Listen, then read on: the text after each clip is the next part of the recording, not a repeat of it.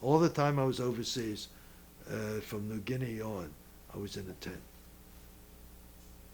How were the tents were arranged?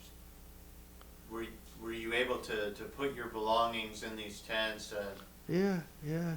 As a matter of fact, when I got to Clark Field, I was in Sacramento, I was in Tacloban, I don't remember how long. Then I was in San Marcelino in a rice paddy during the dry season. It's okay. Always in a tent. Then when they moved us up to Clark Field, they gave us a big tent, a squat tent, and I don't know if I should say, we wanted to build a floor under the tent. And I had a pint of whiskey with me, Scotch, that I'm not a drinker, but I felt that that pint of Scotch might someday come in handy. And it did, because I was there, and I saw a guy driving by with a truckload of Philippine mahogany. And I said, I'd like some of that mahogany. He said, what do you got? I said, a pint of Scotch. He says, take all you want. So we built ourselves a nice mahogany floor, and we sunk 6 empty oil drums and leveled them and put a floor. And all the time I was in Clark Field, I had a wood floor, and during the rainy season, we were dry. And I built shelves with the Philippine mahogany, so I was living pretty comfortably.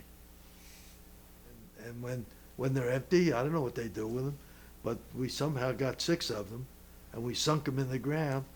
And we built steps so we'd be up off the ground, and the weather wouldn't bother us. So the oil drums that you used, the empty ones, were used to keep the wooden floor off the ground. That's right. Okay, okay.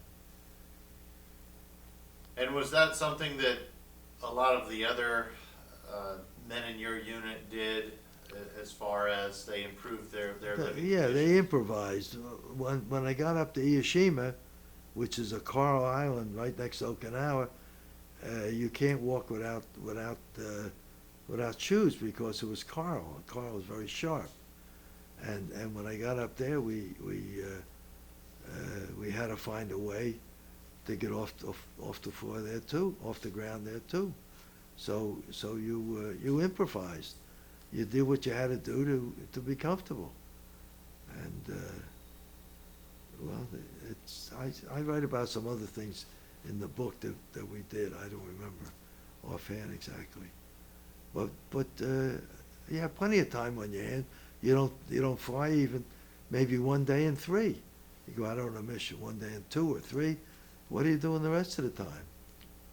Well, you don't want to get in trouble. You find things to do. There's not enough to read. Sometimes we play volleyball. Some guys got lucite, plexiglass from old wrecks of airplanes, and they made themselves a watch, a wristwatch band, and people did different things. You improvise. You found things to do.